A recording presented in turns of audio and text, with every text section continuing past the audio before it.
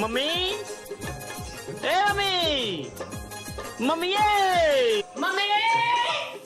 ए mummy और ये सुबह हां क्या दसन की मोड़ में क्या हो गया हां अरे कुछ तू बैठ रही है चल रही है कने फिर उधर सारी तैयारी हां ते बाल भी चिट्टे होइए हां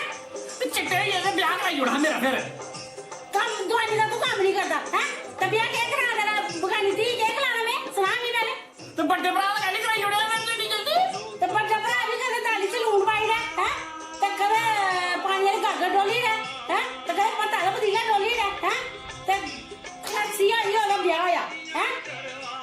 पकड़ के ड्यूटी आई दे मुझे जा चल लिया दाल बड़ाई चौल बनाए जा दाल लिया चखनियां नहीं लून बच आ मैं लेके जा